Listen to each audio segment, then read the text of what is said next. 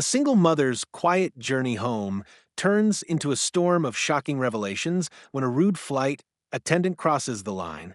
Unbeknownst to her, the woman she's humiliated is the billionaire who owns the plane.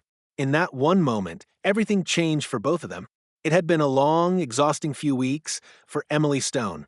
A single mother with a successful career, Emily had recently wrapped up a high-stakes business meeting in New York. As the CEO of a thriving tech company, she often found herself immersed in the relentless hustle of corporate America, always striving for the next big achievement. But this trip had been particularly grueling. Between managing multiple negotiations, working late into the night, and trying to stay connected with her child back home, Emily barely had a moment to herself. When her company had arranged for a private jet to fly her back to Los Angeles, she felt a rare sense of relief. The thought of not dealing with the crowded, noisy commercial flights was a luxury she never took for granted. This flight would give her a chance to catch up on emails, unwind a little, and hopefully get some much-needed rest.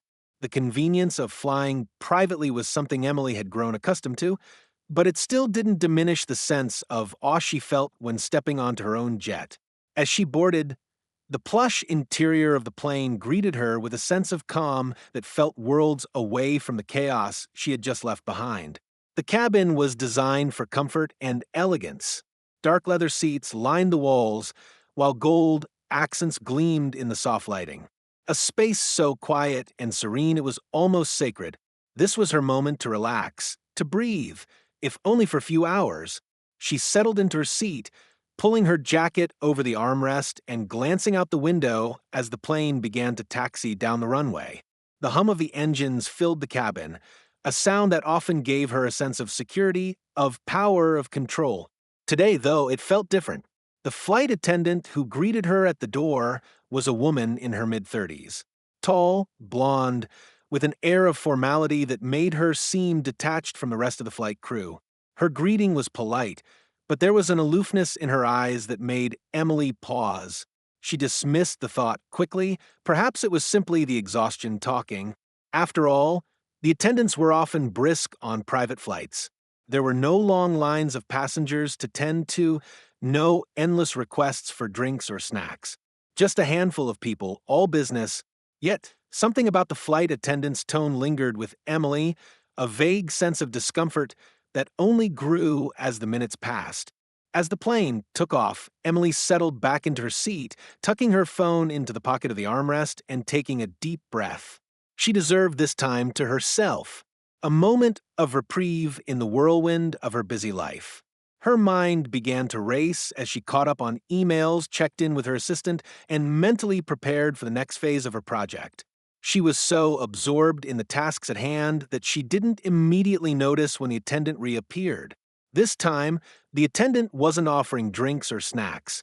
She simply stood at the edge of the aisle, her eyes focused on Emily as she approached. "Excuse me, ma'am," the attendant said, her voice clipped and formal. "Please sit up straight. It's important for your posture during takeoff." Emily blinked, a little taken aback. She wasn't used to being corrected, especially not on her own plane. She looked at the attendant, surprised at the lack of warmth or understanding in her tone. "I'm just getting comfortable," Emily said, trying to keep her voice even, but there was a subtle hint of irritation creeping into her words. She hadn't asked for much, just a little space to settle in. The attendant didn't soften. Instead, her gaze hardened. "It's a safety requirement," she replied, her words dripping with condescension. Emily's heart began to race, not from the reprimand, but from the sudden realization that this flight, which she had anticipated would be a sanctuary, was now feeling uncomfortable. The attendant's insistence only seemed to heighten her unease. Emily, still trying to maintain her composure, nodded stiffly. She stood up, straightening her posture as requested. "I'm sorry," she muttered, feeling more than a little self-conscious. But that wasn't enough.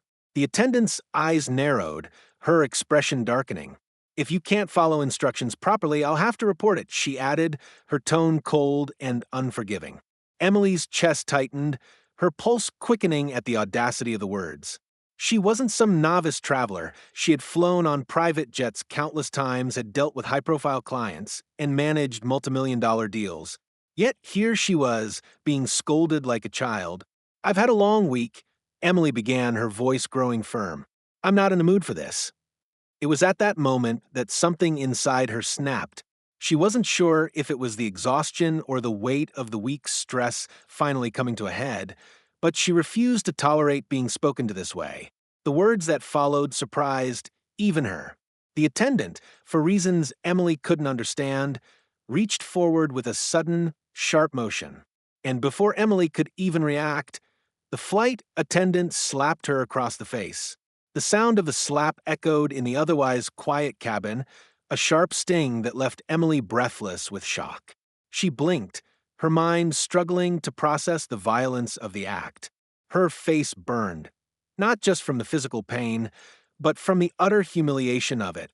She had been slapped by someone she didn't even know, someone who clearly hadn't recognized the power dynamics at play. For a long moment, neither of them spoke. The flight attendant stood there, hand still raised, her expression tight with anger, as if she had done nothing wrong. Emily's eyes widened in disbelief, but before she could utter a word, the attendant turned and walked away, muttering under her breath about proper behavior. The words barely registered in Emily's mind as her heart raced, her hand instinctively rising to touch her cheek where the slap still burned. The cabin was eerily silent. Emily's assistant, who had been sitting across from her, glanced up, bewildered by the tension in the air. But Emily didn't have time to explain. She was still trying to make sense of what had just happened. Anger coursed through her veins, but it was tinged with something else, something much deeper, more unsettling. How could this be happening? How could someone so blatantly disrespect her, especially on her own plane? It wasn't until the attendant returned, this time with two security officers flanking her, that Emily understood the gravity of the situation. The officers' eyes were cold as they approached her, their posture rigid. "Ma'am, we're going to have to ask you to leave," one of them said, his tone attempting to maintain an air of authority. The audacity of it! Emily's blood boiled, her hands trembling at her sides. She didn't need to say a word. She knew exactly what needed to happen. She stood up slowly, her gaze never leaving the officers or the attendant. "I don't think you understand," she said, her voice steady but thick with fury. "I own this plane. You just slapped the wrong person." The room fell silent as the reality of her words sank in. The officers faltered, their eyes widening as they processed the revelation. The attendant's face drained of color, her expression shifting from one of superiority to one of stark realization. Emily didn't need to say anything more. The officers knew what to do. Within moments, the flight attendants were escorted off the plane, their faces flushed with embarrassment.